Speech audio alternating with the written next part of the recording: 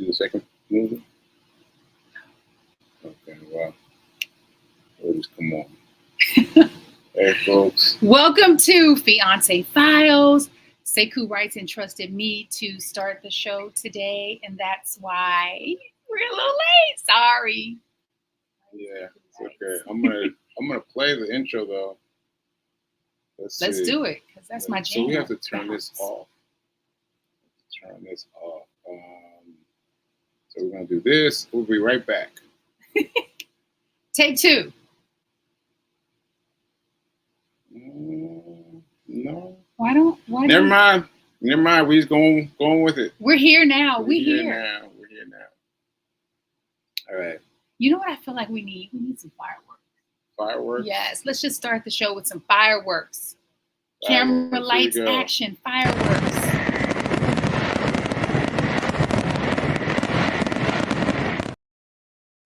Someone's playing fireworks. They can hear me saying, woohoo! They can't hear you. Oh, okay. Well, that was kind of for me. We should switch places because you're taller. Oh, look at that light. Turn it off. I know you. No, so I have the spotlight on him. He doesn't look at that, though. Back here. On this side. It's hot. It's hot. We're a hot mess this morning. But we're here. And that's what life is. Sometimes you just, sorry, babe, I stepped on you. We're just a hot mess, but we're here for Fiance Files. Yes. We just got in from a run. And how was it for you? It was terrible. It was terrible. Wait a minute, terrible! You did it. Why was it terrible? Yeah, I did it, but I didn't want to. And I felt very tired. I couldn't sleep last night. No.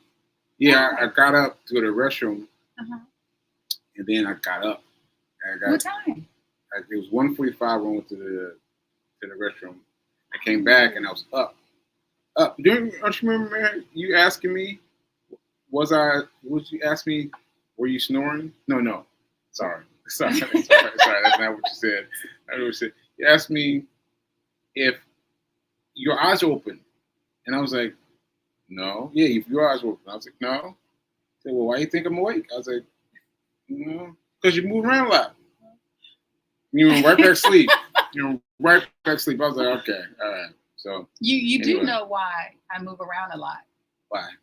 Because I'm going through the change. Therefore, my sleep is off. I'm hot a lot.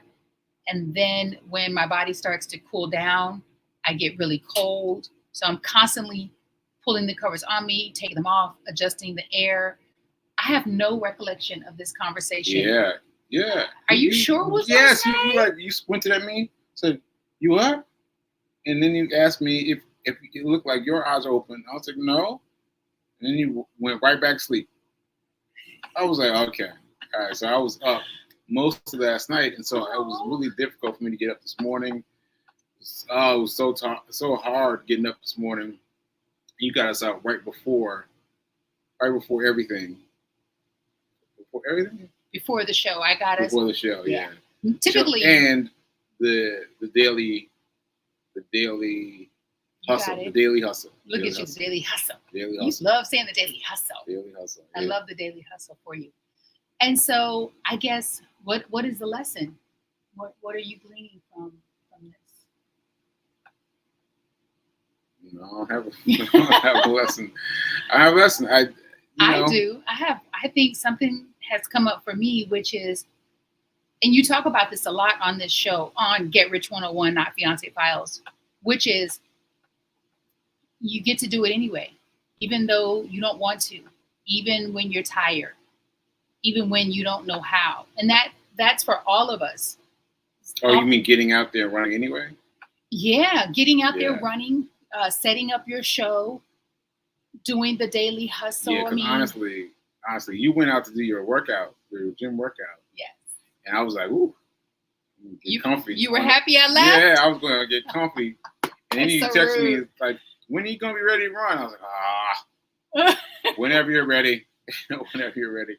But I was going to stay all curled up on the sofa. Yeah. Oh, well, you can go back, though. That's the beautiful thing is when you figure out when you decide to stop trading time for money, then you own your own day. You can work whenever you want or whenever you don't want. So you can go back at some point and curl up on the sofa. I didn't know though. This is the thing about this guy. He doesn't let on. And so in my mind, first of all, I had no recollection of last night. Like, I thought for sure you remember that. No, well, No, don't try to fight for it now. Don't try to fight for it now. Well, I was going to say, you did seem tired this morning. Sorry. But sometimes you are. And sometimes I'm really tired in the morning and I'm thinking, why? I didn't get to bed, this is odd that you got up at 1:45. I didn't get in the bed until midnight. So it seems like I wouldn't have been in a really deep entranced sleep. So I didn't get that much sleep as well, but I didn't know. I didn't feel you. I didn't see you. I didn't hear you. Nothing. I must sleep really hard. Yeah. I had a straight conversation with her. Sorry. Yeah. Well, here we are. And so why don't were you able to upload anything? Any videos? Yeah, but the computer died, so let me see if it pulled up. It's gonna take a while. Well, while you're doing that, I have a question for the audience, which is for those who are either married. Can people see me? Yeah. For those who are either married or single, engaged, divorced, dating. Yes, I think I've covered it all. Has it been difficult for you to transition from one state to the next? Oh, you're so cute.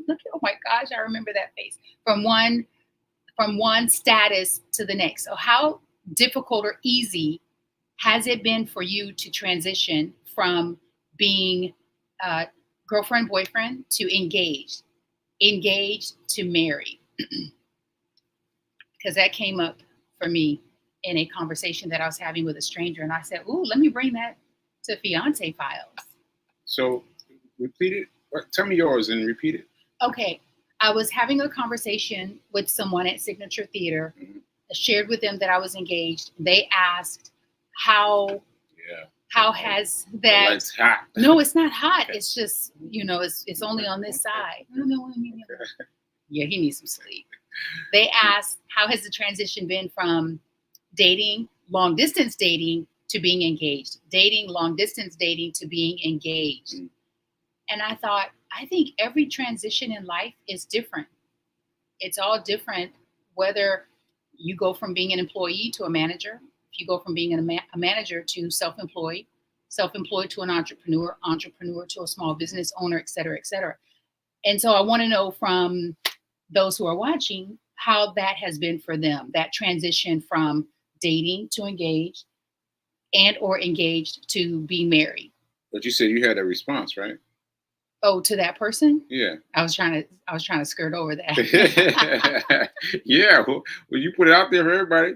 Start with you. Don't get sassy, mouth. Yeah. I said it has been an interesting transition because Sekou Wrights and I have been long distance. And so we've not even dated in the same city. Can you imagine? Oh, wow. We didn't date, two people living in the same city. I said, but oddly enough, and you got to be really mindful. I get to be really mindful of my thoughts and how I frame things, because I believe that there is power in the tongue, and that I don't want to manifest something that I don't want to manifest. I said it has been interestingly smooth. I said I think it's because we're on the same page. And for me, I've recognized that I've become really, really patient. And that's been something that I've been working on for a long, long, long time. And I think you need patience in a relationship, because when you're single and solo, you tend to move to the beat of your own drum. You have your own rhythm. And when you're in a relationship, you get to consider the other person. And sometimes that's a challenge, because I'm not used to considering Sekou in that way, because we didn't live in the same city dating. Does that make sense? Did I go all over? I want to put up what Melissa said. What's up, Rev Melissa? Good morning. Marco and I had a engaged to be engaged, period. Oh, engaged to be engaged, period, that helped the transition from boyfriend, girlfriend to fiance. Well, Rev Melissa, you just sharing that with us now. I would have loved to have known about an engaged, period. I think that's a course. No, well, maybe that's a course. Another course for you. Another course. That's a course. And a class and a workshop. But I want to say that my situation is different because being on the same page, my pages are like my pages are gone, right? And I'm gradually putting things together. Being 2 years old, I'm putting together my pages. I'm putting together my thoughts about different things. I'm putting it together. And so I have been more, to hear people tell it, I've been more free. I've been more transparent. I've been a different version of me, and without all the different things that I typically hold in terms of like your idea about, you're single and you got your way of doing things. So I don't have anything. I don't have any way of doing things. I'm just trying to hold on. And I think this is why the cat likes me, because Nelson, what? Listen, because I met Nelson before. When I was coming to Baltimore, and we were always cool. Yeah. But it wasn't until he met me after the stroke that he was so attentive. And I think he's dealing with me as someone without an agenda. I mean, I might have had whatever my agenda was before, but I have no agenda now, and I'm just feeling things out. And he's attracted to somebody that's feeling things out from age 2. So that's why he doesn't like me as much as he used to. He still not really. Although during meditation this morning, he did something so sweet. I was like, oh. What did he do? It was the way he laid on me, and he had his back to you, which made me feel happy. And he had his paw on my bicep, and his paw and his head. And so in my mind, it was his way of saying, I still love you. He needs me though. Yeah. I say.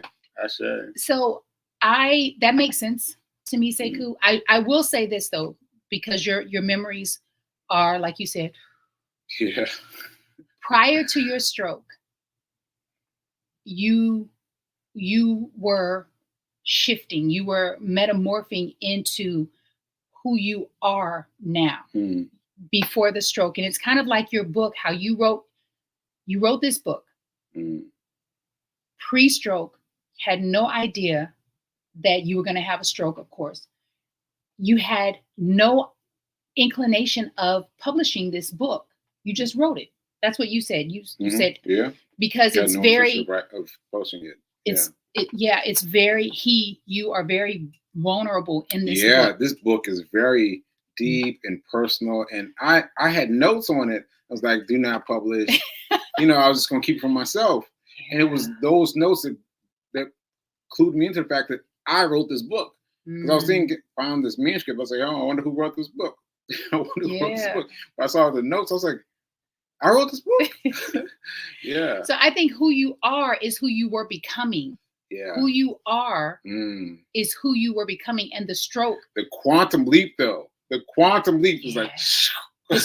The stroke shifted your trajectory like in a super power fast kind of way. Yeah. So I just don't want you to discount that who you are now is that vastly different from who you were becoming. Yeah, I know you gotta say that, but who you were becoming, not who you were, but who you were becoming. I know, but that transition happened like that rather than like over the years. Like it happened like that. Yeah. So that's the blessing, I think, in the stroke. Sometimes when we have a tragic life occurrence, we all can go down the rabbit hole of woe is me. Why did this happen to me? Why now? Uh, all the things we do. We can't help it. We're human. And then I think there's an opportunity to look at it in a different way, from a different lens, and say, oh my goodness, God, thank you. Thank you for helping me get from where I was to where you want me to be. Now, I wouldn't have chosen a stroke. Pause for a second on that. Okay. I would. Thank you, God, for helping me, assisting me to getting from where I was to where you want me to be. And you know my adage, if you want to make God laugh, tell him your plans. Because no one plans Mom to. loves that. Mom loves that. You do? She loves that, yeah. Mama Sekou, that's from a line in a Woody Allen movie. I'm a big fan of Woody Allen's. And when I went down the rabbit hole and researched that, because I thought in my mind it was scripture, it was biblical.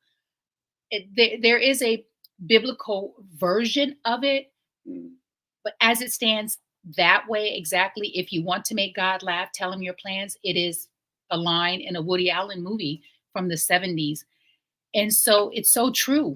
Like, we all have these grandiose ideas of who we are, what we want, what we're going to do in the world, and when we're going to do it, how we're going to do it. And God is like, really? Oh, that's cute. That's cute. Yeah. Put this one up.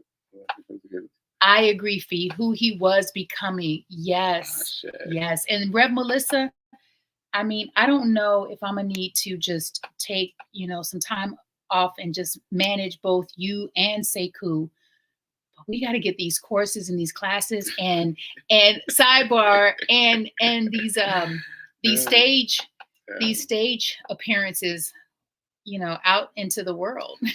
Speaking of which, this is kind of a sideways banter, but I thought it was interesting that you hosted my show yesterday.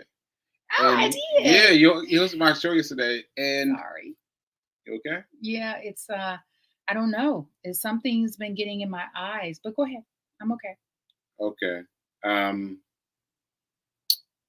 been hosting your shows. Oh, you hosted my show. You guest hosted my show yesterday because I was at the benefits office and I wasn't gonna make it back, and I hit her up. Can you guest host the show? She said, yeah, I can. And so she did it.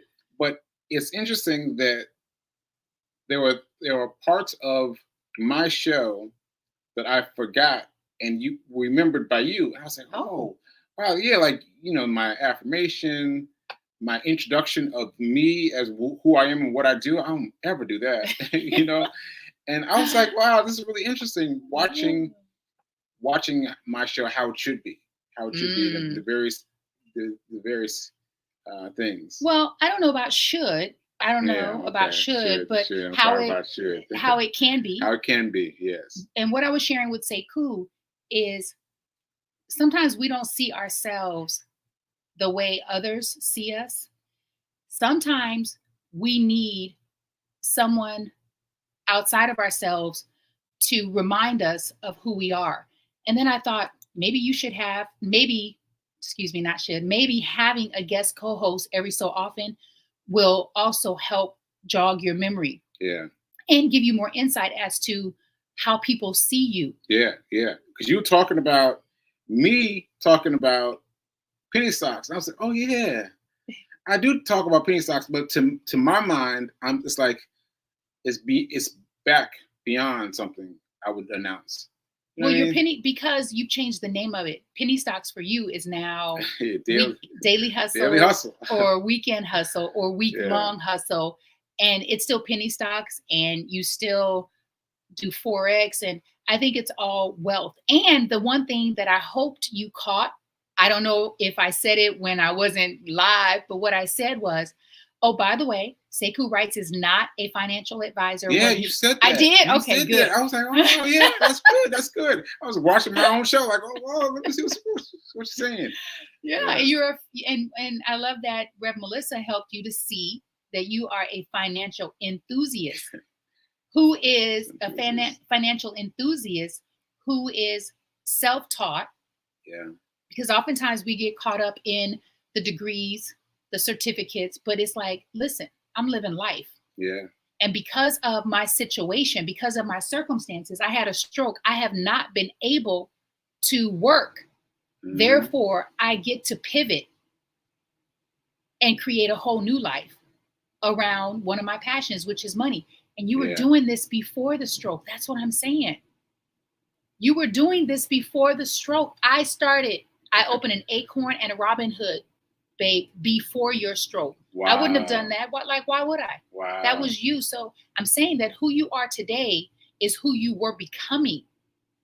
And you get to remember that through us. And just to pop in for a second, that trajectory was completely out of whack. Because that trajectory of me teaching you in the previous form of Sekou dropped out. Because when I became aware that I had a show, I was like, I have a show?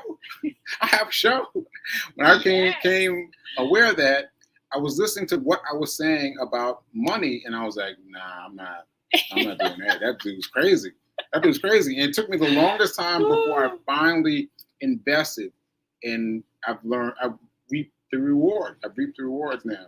And I want to say it one more time, if you don't have a financial manager yet, go get you one. You one. And I think it's more than to say that. I think it's one thing to say that. It's another to show people the value, why. And I don't know if you can pull up any of the photos that I sent you, because I really want to talk about that before. I got it. Tell me what I need to do. Go to the first tab. Y'all, we are here. First tab here? Yeah. Okay. So keep talking to the people, babe. Perfect. Right here. This is good. Let's just do this one. It's gonna start playing automatically. That's fine. And go back to the first page. Right here? Yeah. Okay. You gotta add it. Present. Present? Okay. Present. All right. Share screen. Okay. Is it this one? Yeah, first video. Yeah, that one. Okay. Share. Ooh! And then go back here. Go back here. Okay. And add it to the stage. Woo! And then I have to go back and play it. Oh. Go back here? Yeah. Here. The one with the blue. Yeah, that one. Yeah, and now you have to rewind it. Oh, wow. Yep. And take it off of mute.